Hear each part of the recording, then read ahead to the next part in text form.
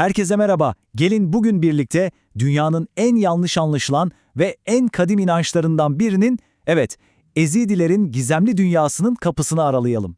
Kimdir bu insanlar? İnançlarının temeli neye dayanıyor? Ve en önemlisi, tarih boyunca başlarına gelen onca şeye rağmen nasıl ayakta kalabildiler? Gelin bütün bunları adım adım aydınlatalım. İşte bakın, karşınızdaki bu sembol, melek tavus, yani tavus kuşu meleği. Ezidi inancının tam kalbinde o var. Tanrı'nın yarattığı ilk ve en yüce melek olduğunu inanılıyor. Peki bu kadar güçlü bir sembolün ardındaki bu kadim halk kim ve inançları onları neden tarih boyunca hem bu kadar benzersiz kıldı hem de maalesef büyük acıların hedefi haline getirdi? Hadi gelin bu konuya daha yakından bakalım. Peki bu bölümde neler konuşacağız? Şöyle bir yol haritamız var. Önce bu gizemli Ezidiler kim? Ona bakacağız. Sonra bu Ezidi isminin nereden geldiğiyle ilgili teorilere dalacağız. İnançlarının merkezindeki çok önemli bir isim var, Şeyh Adi. O kimdi ve nasıl bir azize dönüştü? Bunu inceleyeceğiz ve en sonunda da maalesef yaşadıkları zulmü ve inanılmaz hayatta kalma mücadelelerini konuşacağız. O zaman ilk bölümle başlayalım. Gizemli Ezidiler. Kimdir bunlar? Ezidiler, kökleri binlerce yıl öncesine dayanan çok ama çok eski bir topluluk. Günümüzde çoğunlukla Irak'taki Sincar ve Musul bölgelerinde, bir de Suriye ve Türkiye'de yaşıyorlar. Yani gerçekten de o coğrafyanın en köklü halklarından biri. Şimdi etnik köken olarak baktığımızda genellikle Kürt olarak tanımlanıyorlar. Ama onları asıl farklı kılan, asıl tanımlayan şey tamamen kendilerine özgü inanç sistemleri. Yani şöyle düşünün, bu inanç İslam tasavvufundan, Zerdüştlükten, hatta çok daha eski Mezopotamya dinlerinden izler taşıyan eşsiz bir karışım. Ve işte bu çok katmanlı, benzersiz yapı hem kimliklerini oluşturmuş hem de bir anlamda kaderlerini çizmiş. Gelelim şu Ezidi ismine. Nereden geliyor bu isim? Ne anlama geliyor? İşte burası işin en ilginç kısımlarından biri. Çünkü tarihçiler bile bu konuda tam olarak anlaşabilmiş değil. Bu da tabii onların etrafındaki gizem perdesini daha da kalınlaştırıyor. Ekranda gördüğünüz gibi masada 3 ana teori var. Birincisi diyor ki bu isim İran'daki Yez şehrinden geliyor. Yani coğrafi bir köken. İkincisi eski Farsça'da melek veya ilahi varlık anlamına gelen Yezata kelimesinden türediğini söylüyor. Yani ruhani bir köken. Bir de üçüncü en tartışmalı teori var. Bu da ismi Emevi halifesi Yezid bin Muaviye'ye bağlıyor. İşte bu sonuncusu Ezidilerin kesin bir dille reddettiği ve aslında onlara yönelik pek çok haksız suçlamanın da temelini oluşturan bir iddia. Yani görüyorsunuz sadece isimlerinin kökeni bile ne kadar karmaşık ve çekişmeli bir tarihi gözler önüne seriyor. Peki tamam, teoriler bunlar da Ezidilerin kendileri ne diyor? Asıl önemli olan bu değil mi? Onlar kendileri için genelde Ezidi ya da İzdi diyorlar ve bu ismi çok net bir şekilde yorumluyorlar. Tanrı'ya tapanlar. Aslında bu dışarıdan gelen ve çoğu zaman suçlayıcı olan bütün o teorilere karşı kendi kimliklerini, kendi inançlarını en saf haliyle ortaya koyuşları. Biz Tanrı'ya tapanlarız diyorlar. Bu kadar net. Şimdi gelelim Ezidi inancını bugünkü haline getiren o merkezi isme, Şeyh Adi. Ama durun, efsanelere geçmeden önce gelin önce bir insan olarak, tarihsel bir kişilik olarak Şeyh Adi kimdi ona bir bakalım. Şunu en baştan söylemek lazım. Şeyh Adi, haydi ben yeni bir din kuruyorum diye yola çıkmış biri değil, hiç değil. Tarihsel kayıtlara baktığımızda o 12. yüzyılda yaşamış, inanılmaz bilgili, çok çileci bir hayat süren ve bu yüzden de herkesin büyük saygı duyduğu bir Sünni Sufi mistiği. Zamanla onun öğretileri o bölgedeki çok daha eski inançlarla harmanlandı ve bugünkü Ezidilik ortaya çıktı. Hayat hikayesi aslında oldukça açık.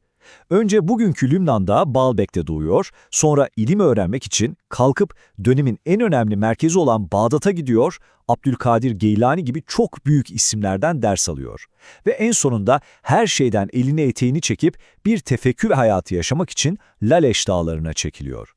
İşte bu son adım, yani Laleş'e gidişi her şeyi değiştiren adım olacaktı. Bakın döneminin en büyük alimlerinden Abdülkadir Geylani onun için ne demiş? Eğer peygamberlik mertebesine çalışarak ulaşmak mümkün olsaydı şüphesiz bu mertebeye Şeyh Adi bin Müsafir ulaşırdı.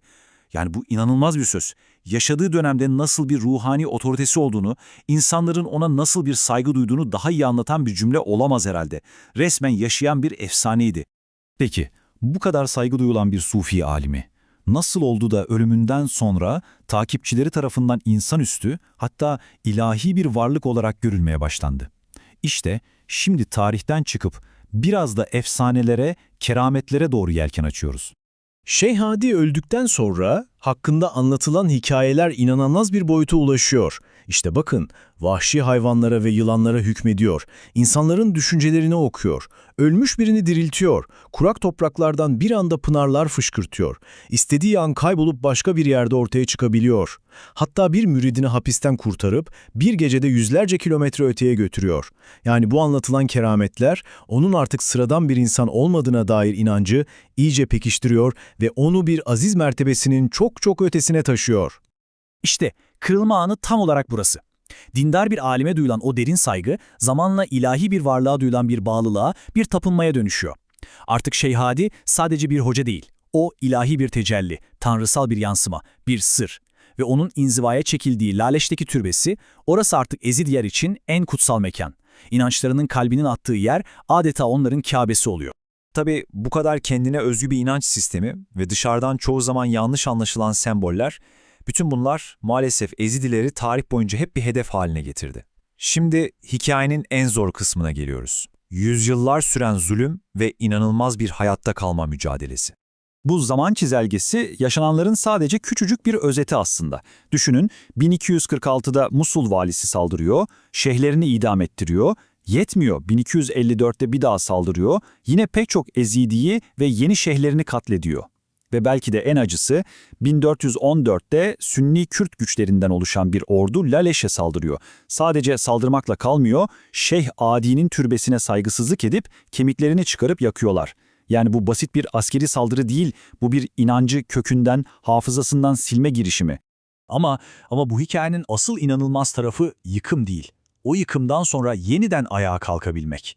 1414'teki o korkunç olaydan sonra bile pes etmemişler, Şeyh Adi'nin türbesini yeniden yapmışlar. Ve o türbe bugün hala dimdik ayakta. Hala bir hac merkezi. Adeta o halkın sarsılmaz iradesinin canlı bir anıtı gibi duruyor. Şimdi söyleyeceğim rakam aslında her şeyi özetliyor. 70'ten fazla.